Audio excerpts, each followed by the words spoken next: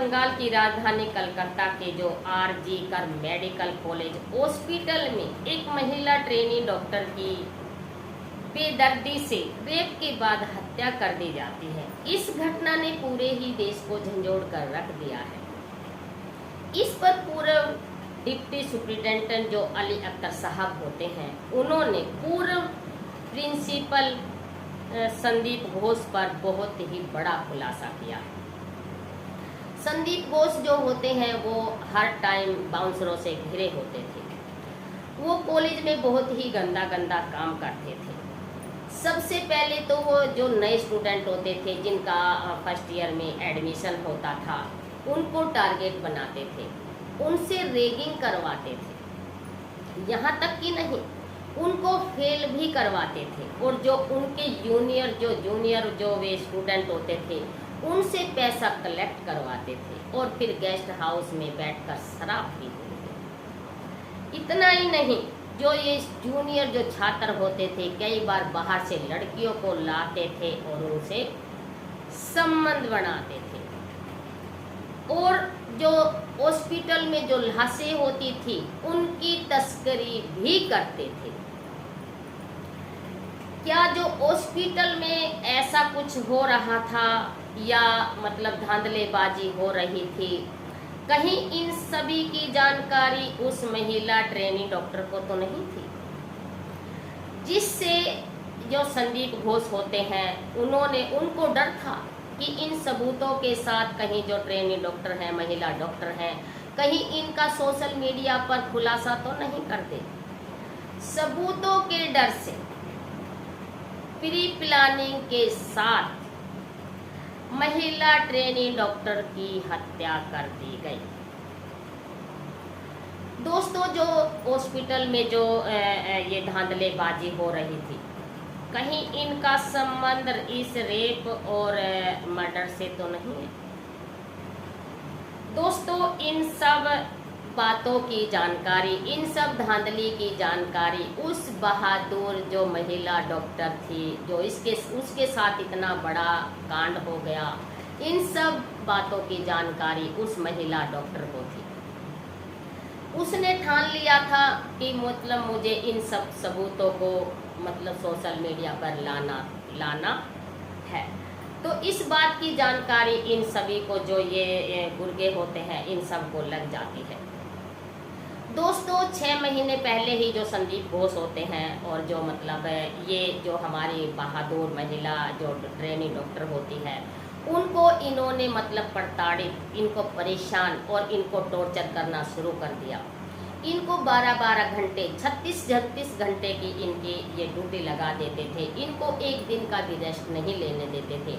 दोस्तों, ये जानकारी पूरे स्टाफ को थी। किसी को ऐसी बात नहीं है किसी को नहीं थी, पूरे स्टाफ को इस बात की जानकारी थी कि ये मतलब जो संदीप घोष होते हैं, ये जो महिला डॉक्टर है हमारी, उनको प्रताड़ित कर रहे हैं। लेकिन वो बहादुर लड़की ने हार नहीं मानी और वो अपनी ड्यूटी पर कायम रही और उसके जो गलत मनसूखे थे उसमें वो झुकी नहीं और अपने काम पर डटी रही। दोस्तों, जो ये दो दिन पहले जो इन्होंने प्री प्लानिंग की थी, इन्होंने 8-9 अगस्त में जो पहले तो इससे 36 घंटे ड्यूटी करवाई जाती है। फिर शाम को जब ये अपनी बेचारी 36 घंटे की ड्यूटी दे करके जब ये रात को खाना खाती है, जो प्री प्लानिंग के तहत इसके साथ प्लानिंग की जाती है, इसके साथ फिर एक जो डॉक्टर इनके साथ मिली हुई है, महिला डॉक्टर मिली हुई है, ये सब उनकी प्री प्लानिंग के तहत हो रहा था। रात को जो महिला डॉक्टर होती है वो खाना खाती है। फिर जो दूसरी महिला डॉक्टर होती है जो संदीप घोष के साथ प्री प्लानिंग में शामिल थी, वो उस ट्रेनी डॉक्टर के साथ झगड़ा करती है और उसको सेमिनार में सोने के लिए बोलती है। महिला डॉक्टर गुस्से में आकर सेमिनार हॉल में सोने के लिए चली जाती है और 36 घंटे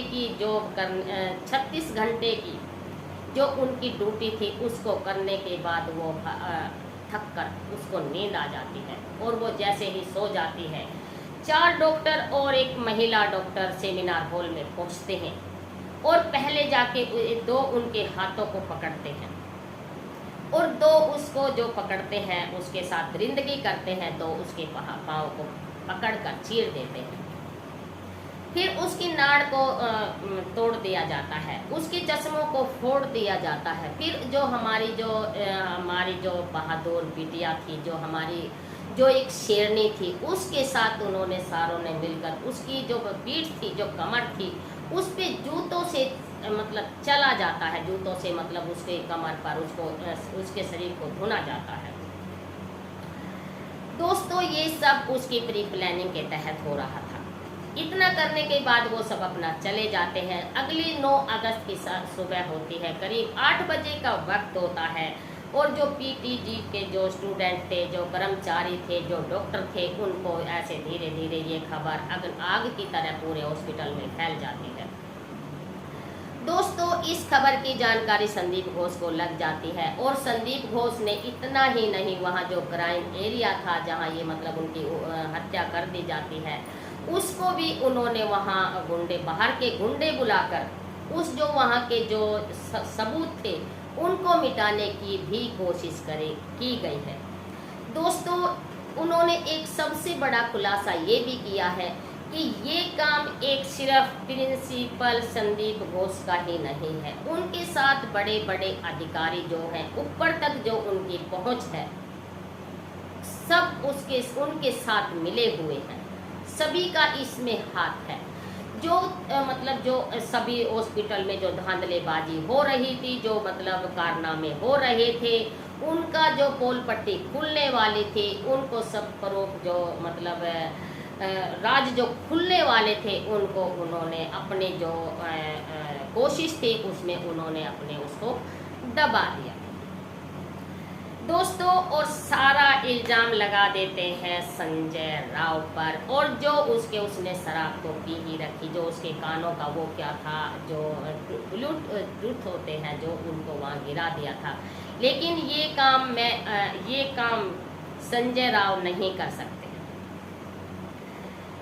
दोस्तों आज मैं आपको एक सच्ची बात बताती हूँ, सच्ची घटना का बताती हूँ। आज मैं एक आपको सच्ची घटना बताती हूँ, लेकिन मैं थोड़ा सा ही उसके वर्ड बताऊंगी। लेकिन जैसे ये घटना घटी है, ये असली दोषी कोई और है, लेकिन इसको जो सारा दोष जैसे संजय राव पे डाल दिया है और इसको रूप कुछ और दे दिया है। लेकिन इसमें कोई जैसे मुजरिम है वो कोई और है, जिसको बचाने की कोशिश करी गई है, जिसको ये ऊपर का सपोर्ट, जो ऊपर तक जिसकी पहुंच है, वो जो पोस्टमार्टम की रिपोर्ट भी बदल दी जाती है कि उसमें एक ही आदमी का जो सीमन है, या जब एक जो वे डॉक्टर होते हैं उन्होंने कहा कि ये एक आदमी का काम नहीं हो सकता, जिसने पोस्टमार्टम रिपोर्ट को ही बदल दिया, ऊपर तक जिसकी पहुंच होती है, तो उसने सारा ही केस इसके ऊपर संजय राव के ऊपर लाद दिया जाता है। दोस्तों ऐसी घटना में एक आप छोटी सी बताती हूँ जो हकीकत है। ये हरियाणा में गुड़गांव शहर होता है। ये 5 साल पहले की बात है। एक 10 साल के बच्चे ने 5 साल के बच्चे की चाकू से रेत कर हत्या कर दी थी, सुबह 7:30 बजे रेयान पब्लिक स्कूल में। दोस्तों जो 10 साल का बेटा था, जो चाकू खरीद कर स्कूल में लाया था, वो किसी बड़े नेता का बेटा था। लेकिन उस बच्चे को बचाने के चक्कर में जो कंडक्टर फंसा दिया था, बस कंडक्टर फंसा दिया था, जिसका सारा केस उस कंडक्टर पर लाद दिया था, लेकिन दोषी कंडक्टर नहीं था। कंडक्टर का प्रूफ जो लड़के की माँ होती है, जो जिसका लड़का गुजर गया था, जिसका 5 साल का बेटा गुजर गया था, मार दिया गया था, उसकी माँ ने कहा मेरा बेटा तो किसी कंडक्टर को जानता ही नहीं, मेरा बेटा कभी बस में गया ही नहीं। दोस्तों जैसे जैसे पढ़ते खुलती गई, बात सामने आती गई, हकीकत में मुजरिम सामने आया और उसको सजा मिली।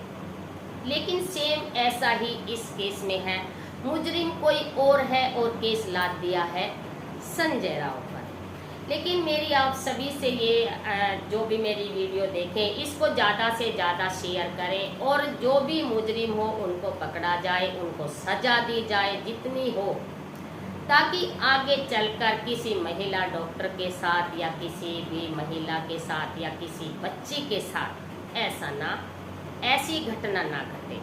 और जितनी मतलब ये मेरी ये देश की लड़कियां हैं, आने वाली पीढ़ी हैं और जो हैं जो आने वाली हैं, सभी सुरक्षित रहें।